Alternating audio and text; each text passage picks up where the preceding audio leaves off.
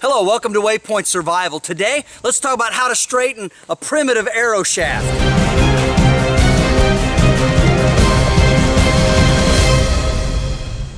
So one of the first things that we need to do in order to straighten this arrow shaft, and this is a piece of wood, a branch that I harvested earlier and dried out, and it's already been straightened a little bit while it was green, but obviously it's still pretty crooked, as you can see just from spinning it around like this. You can see how crooked it is.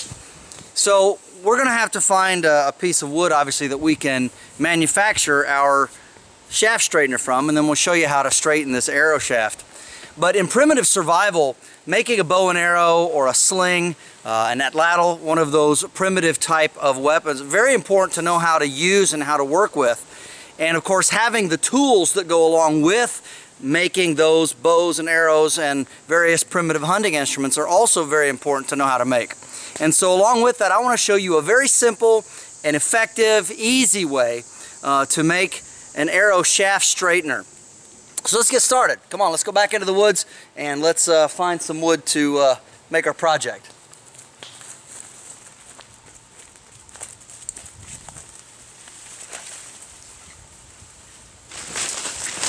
All right, brushing through the trees here and coming out here, part of our property, and we're looking for a certain size tree, diameter, something that's about the right thickness and width for us to whittle and carve into our arrow shaft straightening device. So I'm going to keep looking here.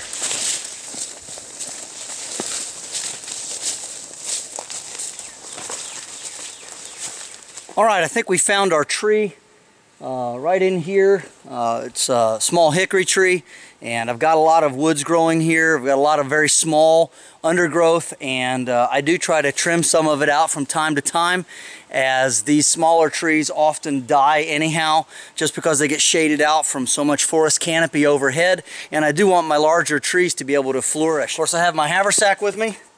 And in here I've got my fire kit, which always contains in it my small sliding saw. And that's a very important thing to have with you, because that way I've always got the ability to cut firewood. So let's unscrew that and let's get started. I'm going to pull this down. At least I think I am. But one thing about hickory trees, they're pretty tough. So let's see if we can't scale up this one and bend it over a little bit.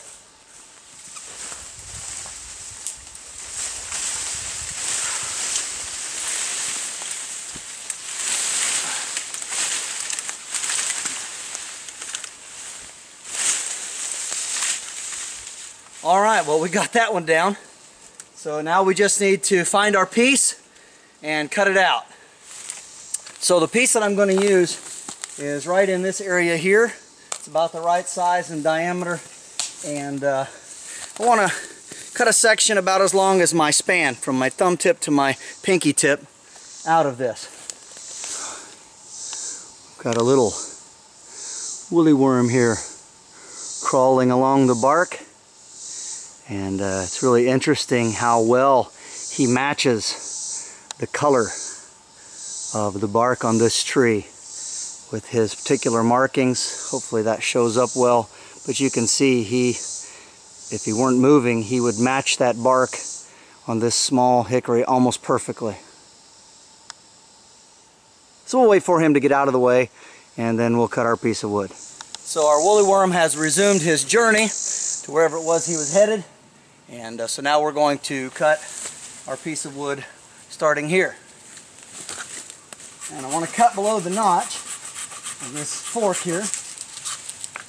And I want to be careful I don't split it out too much.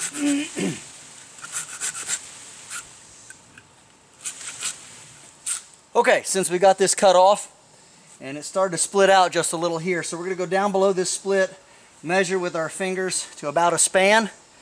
I'm going to cut it off down in here.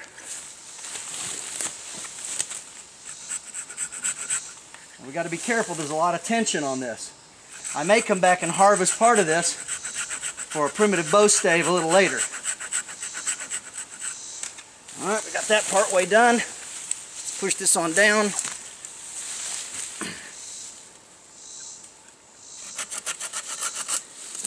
And there we have our stick that we cut off. Now let's shape it and make it into the shape that we want for straightening our arrow. Stay tuned. So now that we've got our stick cut out of our wood, and I would recommend that you do this with green wood as it's much easier to work with, and because this is a tool that we intend to keep and use for a long time, I don't mind harvesting it green because it's not going to be a waste, something you just use and throw away. It's something I'm going to hang on to. So getting our piece of wood here, and again it's a little bit longer than our span because of our split there. And what I'm going to do is I'm going to take my knife here and I'm going to whittle off all the bark, get all smoothed off, and then I'll get back with you and show you how we're going to shape this into an arrow straightening tool.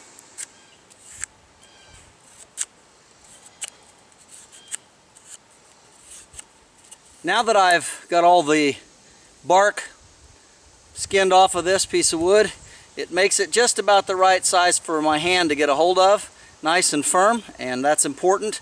That's something you want to consider, the diameter of your hand, how big of a piece of stick you can comfortably hold.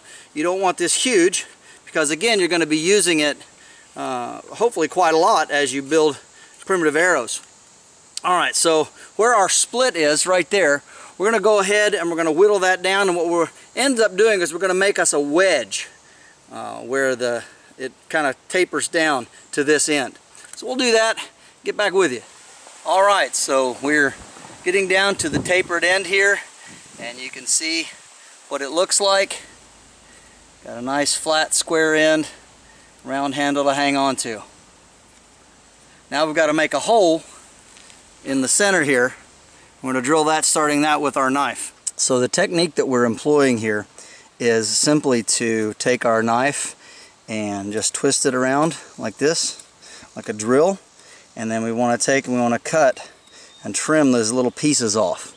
So just kind of working your way around until you get a hole all the way through, and once we get through to the other side, then we come around to the other side, and we're always looking of course on the back side to see if there's actually a hole there. Our tip has started to come through, so keep on working on that, and then once we get it to the right size, then we can see if our arrow shaft will fit. Okay, so we've got a place here where our tip has started to come through, so we can go ahead now and start from this side and do the same thing. And you don't want to go real fast with this, and you also want to make sure that you're not real close to this edge, because we don't want this to split, and we're looking to create a certain amount of leverage. So alright, well, we're already through, and so basically as you go around you'll find the loose material. You want to take the tip of your knife, of course you're keeping your knife sharp, we hope, and you can come in here with just the tip and you can cut out a lot of this loose material here and enlarge your hole and make your shaft straighten to the right size. Alright, we've about got our hole to the size we want it, and the reason that we know that is because we check the diameter of our arrow shaft and make sure that it goes and slides in all the way with no issues or problems.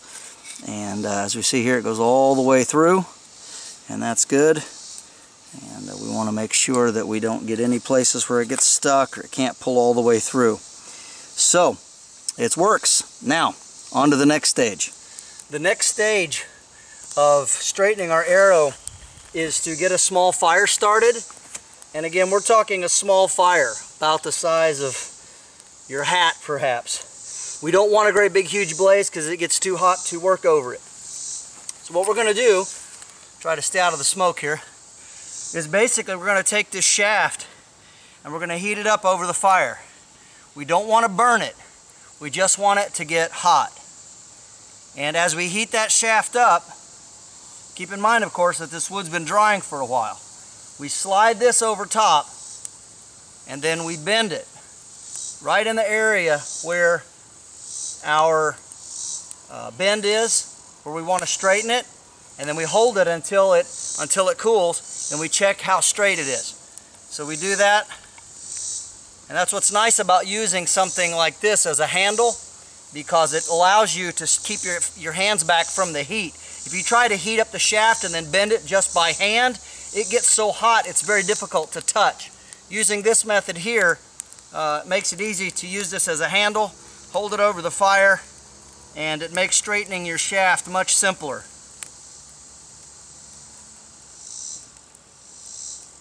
We hold it while it cools, and we check it for straightness. We do that by looking down the shaft. Alright, that's actually pretty good with that. Got a little bit more to do at this end. Just running it over the little fire here. We take the hole, slide it on here, and then we apply pressure over the heated portion.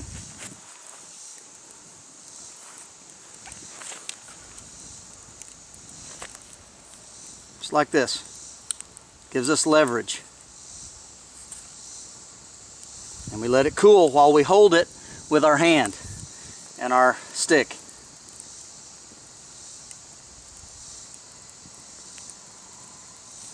Alright, it's getting pretty straight.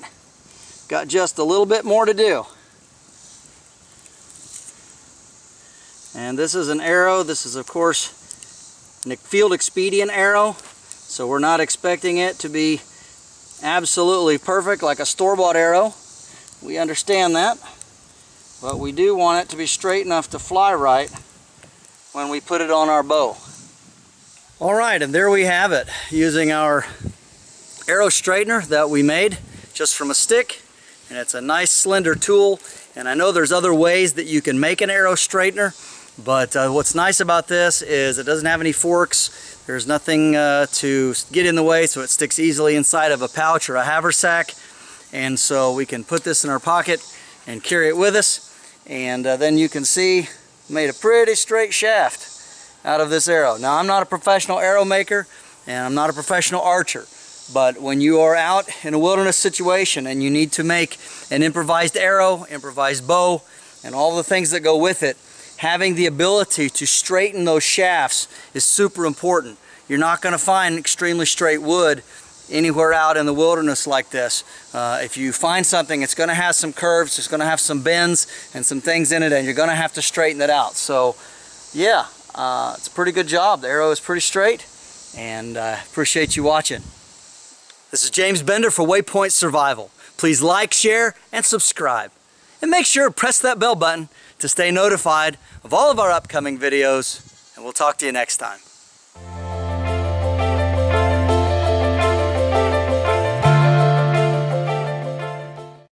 So let's go ahead and get started. Knock my hat off. So our woolly worm has resumed his journey to wherever it was he was going. And now we're going to pull this down a little bit more. And, well, that doesn't work. I'm way out of the picture.